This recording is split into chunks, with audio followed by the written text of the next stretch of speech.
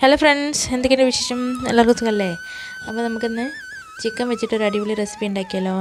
അപ്പോൾ നമുക്കത് എന്തെങ്കിലും നോക്കാം. അപ്പോൾ നമുക്ക് വീഡിയോയിലേക്ക് പോകാം കേട്ടോ. Welcome to magic hands of Deepa.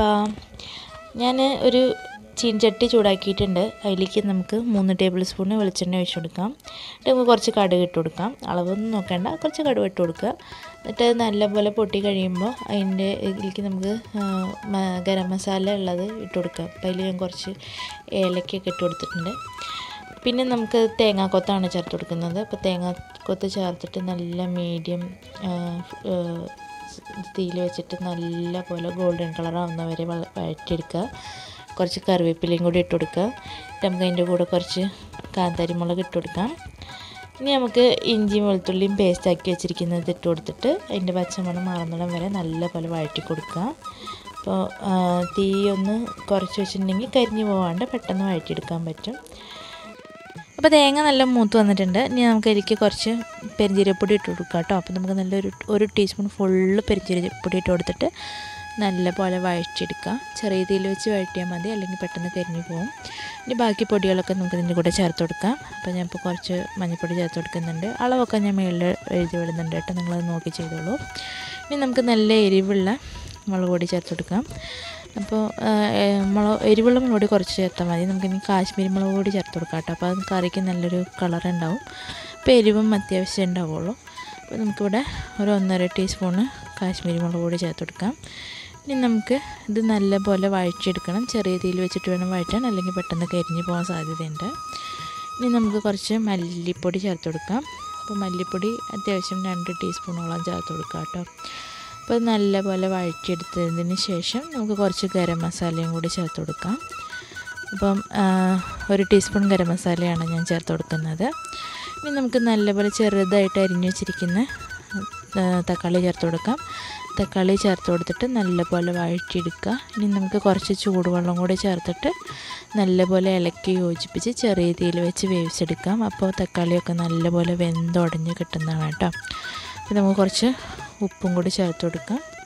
അവരവരുടെ ടേസ്റ്റിനുള്ള ഉപ്പനുസരിച്ച് ചേർക്കാം. അപ്പോൾ നമുക്ക് ഉപ്പ് ചേർത്തിട്ട് നല്ലപോലെ ഇളക്കി കൊടുത്തിട്ട് ഒന്ന് മൂടി വെച്ച് വേവിച്ചെടുക്കണം ചെറിയ തീയിൽ. അപ്പോൾ ഏകദേശം ഗ്രേവി ഞാൻ വെള്ളമൊഴിച്ച് സെറ്റാക്കിയിട്ടുണ്ട്. അപ്പോൾ നമുക്ക് കുറച്ച് അടച്ച് വെച്ച് വേവിച്ചെടുക്കാം. ഇനി നമുക്കത് വെന്തോന്നൊന്ന് നോക്കി നോക്കാം.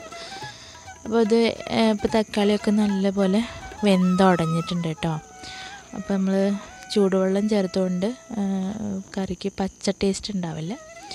അപ്പം നമുക്ക് ഗ്രേവി നല്ലപോലെ കുക്കായിട്ടുണ്ട്. ഇനി നമുക്കിതിലേക്ക് ചിക്കൻ ഇട്ട് കൊടുക്കാം. അപ്പം നമുക്ക് 1.5 കിലോ ചിക്കനാണ് ഞാൻ ചേർത്ത് കൊടുക്കുന്നത്. അപ്പോൾ നല്ലപോലെ കഴുകി വൃത്തിയാക്കിയിട്ടുള്ള 1.5 കിലോ ചിക്കൻ ചേർത്ത് കൊടുക്കാം.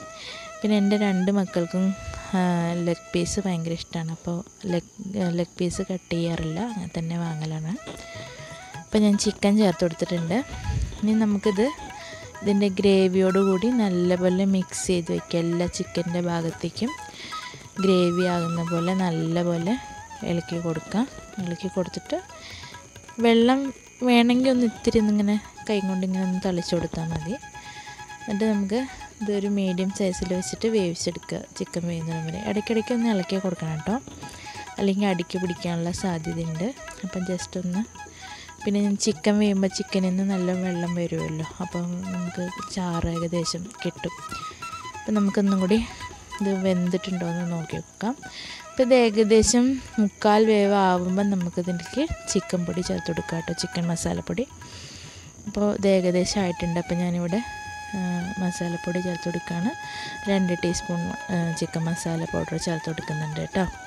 എന്നിട്ട് ഇതൊന്ന് നല്ലപോലെ ഇളക്കി യോജിപ്പിച്ചിട്ട് ഒന്നും കൂടി നമുക്ക് ഇതൊന്ന് വേവിച്ചെടുക്കണം. ഇനിയാണ് നമുക്കിതിലേക്കുള്ള ബാക്കിയൊരു ഇൻഗ്രീഡിയൻറ്റ് ചേർത്തെടുക്കാൻ പോകുന്നത്. അപ്പോൾ നമ്മളിതിൽ ഉള്ളി ഇട്ടിട്ടുണ്ടായിരുന്നില്ല, നിങ്ങൾ ശ്രദ്ധിച്ചിട്ടുണ്ടോയെന്ന് അറിയില്ല. അപ്പോൾ ഞാനിപ്പോൾ ലാസ്റ്റാണ് ഉള്ളി ഇട്ട് കൊടുക്കുന്നത്. അപ്പോൾ നമുക്ക് ചെറിയ ഉള്ളി വേണമെങ്കിലും ചേർക്കാം, സവോള വേണമെങ്കിലും ചേർക്കാം. എൻ്റെ അടുത്ത് കുറച്ച് ചെറിയ ഉള്ളി പൊളിച്ചതുണ്ടായിരുന്നു, അപ്പോൾ ഞാൻ അതും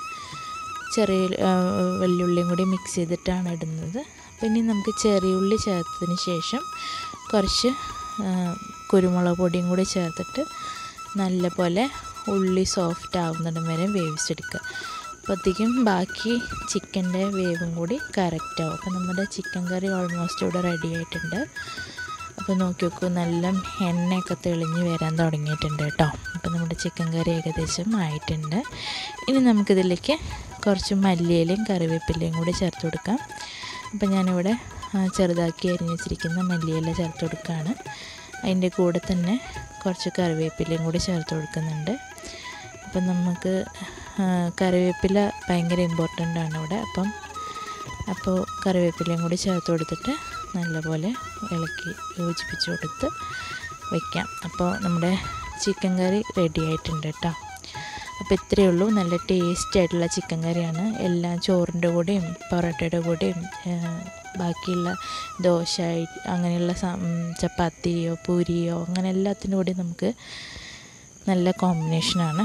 അപ്പോൾ എൻ്റെ റെസിപ്പീസ് എല്ലാവർക്കും ഇഷ്ടപ്പെടുന്നുണ്ടെന്ന് വിചാരിക്കുകയാണ്. അപ്പോൾ എല്ലാവരും ട്രൈ ചെയ്ത് നോക്കിയിട്ട് കമൻറ്റൊക്കെ പറയണം കേട്ടോ. അപ്പോൾ താങ്ക് യു ഫോർ വാച്ചിങ്.